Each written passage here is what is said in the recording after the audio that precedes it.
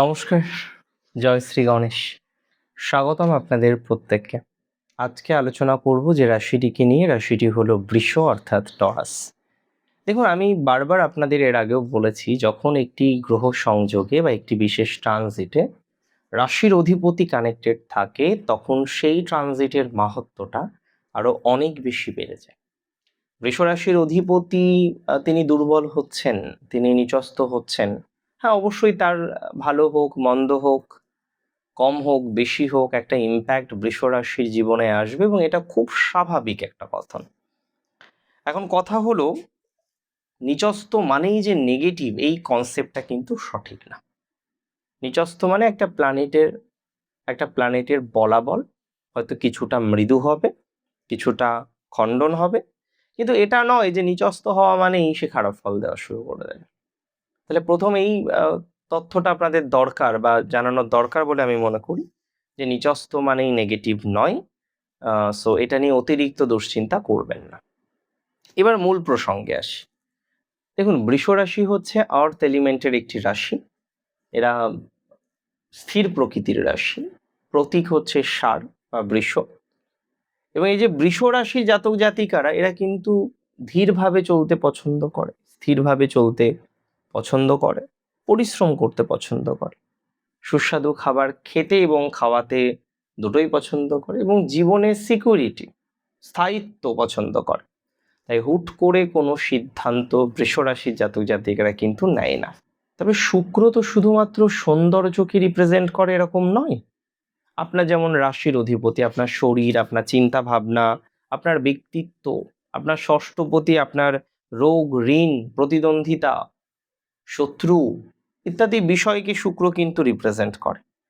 এই শুক্র আসছে কোথায় জানেন? 5th হাউসে। আপনার শিক্ষাক্ষেত্র, আপনার প্রেমের ক্ষেত্র, আপনার সৃজনশীলতার ক্ষেত্র। এখানে একটু নিচস্থ হয়ে, দুর্বল হয়ে শুক্র অবস্থান করতে চলেছে। ফলাফলটা কি হবে? তবে কিছু টুইস্ট আছে এই ট্রানজিট। শুক্র একা নয়, শুক্রের উপরে আপনার রাশির দ্বিতীয় অবস্থিত মঙ্গল, সেও কিন্তু দৃষ্টি দেবে। অ্যাকচুয়ালি এই ট্রানজিটটা তো 1 আগস্ট থেকে 2রা সেপ্টেম্বর। এই সময়ের মধ্যে আমরা মঙ্গলের চতুর্থ দৃষ্টি শুক্রের উপরে ম্যাক্সিমাম টাইমে পাবো, 1-2 দিন বাদ দিয়ে। তাছাড়াও আমরা শনির একটা দৃষ্টি, এটা আমরা পাবো, শনির বক্র দৃষ্টি পাবো মঙ্গলের উপর, শনির বক্র দৃষ্টি পাবো শুক্রের উপরে। সো আপনার 1-5-6 মানে লগ্ন, পঞ্চম, ষষ্ঠ তো অ্যাক্টিভেট হচ্ছেই, মাথায় রাখবেন। তাছাড়াও দশম, নবম, একাদশ এবং তার সাথে দ্বাদশ, সপ্তম কানেক্টেড হচ্ছে এই ট্রানজিট। কি কি ফল পাবেন আমি আজকে আপনাদের একটু ডিটেলসেই বলার চেষ্টা করব বা বলবো। সবার প্রথমে বলি, দেখুন এই সময় আপনার লাভ লাইফে, আপনার প্রেম জীবনে সাময়িক ভুল বোঝাবুঝি আসতে পারে। এ আবার কেমন কথা? এই ভালো ভালো হট করে ভুল বোঝাবুঝি, সাময়িক বলেছি, পার্মানেন্ট না। হ্যাঁ, অবশ্যই একটা সাময়িক ভুল বোঝাবুঝি, একটা মিসআন্ডারস্ট্যান্ডিং, এটা আসতে পারে। আননেসেসারি কোনো আর্গুমেন্টের মধ্যে প্লিজ যাবেন না। আননেসেসারি আর্গুমেন্টকে যত পারেন এড়িয়ে চলা যায়, ততটা এড়িয়ে চলার চেষ্টা করবেন, সেটা আপনার জন্য ভালো। তবে হ্যাঁ, প্রেমের ক্ষেত্রে একটা সাময়িক বাধা, একটা সাময়িক ডিস্টারবেন্স, এগুলো কিন্তু আসার একটা প্রবল সম্ভাবনা থাকবে। এবং সেটা নিয়ে বসে থাকলেই কিন্তু হবে না, সেটা নিয়ে পড়ে থাকলেই কিন্তু হবে না। এটা খুব বেশি ইম্পর্টেন্ট। তবে এই ট্রানজিট আমি আপনাদের জানিয়ে দিই, যারা সৃজনশীল কাজে যুক্ত, লেখালেখি করেন, মানে কন্টেন্ট ক্রিয়েশন করেন, কন্টেন্ট রাইটিং করেন, স্টেজ পারফর্ম করেন, হ্যাঁ, এই সময় নতুন কোনো চিন্তা, নতুন কোনো সুযোগ, নতুন কোনো আইডিয়া, এগুলো আপনার বৃদ্ধিপ্রাপ্ত হবেই। যদিও এই আইডিয়াগুলো সফল হতে সময় লাগবে, আপনাকে একটু বেগ পেতে হবে, কিন্তু 100% শিওরিটি রাখুন, আপনি যে নতুন নতুন আইডিয়াসগুলো তৈরি করবেন, নতুন নতুন প্ল্যানিংগুলো আপনার জীবনে আসবে, সেই প্ল্যানিং অনুসারে বাস্তবায়িত হওয়ার বা প্ল্যানিং সাফল্যমণ্ডিত হওয়ার সম্ভাবনা 100% আছে। তবে এই সময়ে পদোন্নতি হবে ধীরে। অ্যাপ্রাইজালের যারা এক্সপেকটেশন করে বসে আছেন, অ্যাপ্রাইজাল ধীরে আসবে, কিন্তু আসবে। এই সময়ে হঠাৎ করে সফলতা না পেলেও ধীরে ধীরে বেশ কিছু সফলতা আপনি পাবেন। হয়তো হঠাৎ করে সাকসেস আসবে না, দ্যাটস ভেরি ট্রু। হঠাৎ করে সব প্রবলেম সলভ হয়ে যাবে না, দ্যাট অলসো ট্রু। কিন্তু ধীরে ধীরে ধীরে ধীরে পজিটিভিটি আসার যে প্রবণতাটা, সেটা প্রচুর পরিমাণে লক্ষ্য করতে পারছি। ধীরে ধীরে আপনার আর্থিক বৃদ্ধির আশা না করে কাজে মন দেওয়ার চেষ্টা করুন। শনি আপনাকে দীর্ঘমেয়াদী সুফল নিশ্চিতভাবে দেবেন। শনির দৃষ্টি আছে তো শুক্রের উপর, এটাকে অস্বীকার করা তো কোনো জায়গা নেই, স্কোপ নেই। তাহলে ধীরে ধীরে ধীরে ধীরে একটা ভালো ফলই পাবেন। কিন্তু সমস্যা ওই একটাই, স্লো। এই ট্রানজিটের যেটা মূল বৈশিষ্ট্য সেটা হলো ধীরে ধীরে ধীরে সুস্থে। হ্যাঁ, হবে না এরকম কিছু নেই, বাট ধীরে সুস্থে হবে না এমন কিছু নেই, বাট ধীরে সুস্থে হওয়ার প্রবণতাটাই আমরা প্র্যাকটিক্যালি এই ট্রানজিটের প্রভাবে লক্ষ্য করতে পারবো বা লক্ষ্য করতে চলেছি। আমি আপনাদের জানিয়ে দিই, যে সমস্ত জাতক জাতিকারা শরীর নিয়ে ভুগছেন, থাইরয়েড, সুগার বা কোনো একটা হেলথ প্রবলেম যেটা আপনাকে লং টাইম ভোগাচ্ছে, এই ধরনের যদি সত্যি কিছু থেকে থাকে, যে একটা হেলথ প্রবলেম আছে আপনার, লং টাইম ধরে আপনি ভুগে চলেছেন, এখনো পর্যন্ত সেই ভোগান্তিটা আপনার কন্টিনিউ হচ্ছে, আমি আপনাকে একদম সিম্পল একটা কথা জানাতে চাই, সিম্পল একটা কথা বলতে চাই। ভোগান্তি কিন্তু আপনার কমে যাবে, অনেকটাই নিজের স্টেবিলিটি জীবনচক্রে আসবে। তবে ধীর গতিতে আসবে, সেটা আপনাদের আমি বলতে পারি। ধীর গতিতে ধীরে সুস্থে পজিটিভিটি আসার সম্ভাবনা আমরা লক্ষ্য করতে পারব। নিজের সিদ্ধান্তে বিচক্ষণতা রাখতে হবে, অটল থাকতে হবে। সকালে এক সিদ্ধান্ত নিলাম, বিকেলে এক সিদ্ধান্ত নিলাম, এটা কিন্তু করা যাবে না। সিদ্ধান্তে অটল থাকার চেষ্টা করতে হবে। অতিরিক্ত আত্মবিশ্বাস দেখানোর কোনো প্রাসঙ্গিকতা নেই। কিছু কিছু ক্ষেত্রে না, অভিজ্ঞ মানুষের অভিজ্ঞতা আমাদের লাইফে প্রচুর হেল্প করে। তাই আপনাকে আমি অ্যাডভাইস দেব, এই সময় অভিজ্ঞ মানুষের একটা অভিজ্ঞতার মূল্য আলাদা।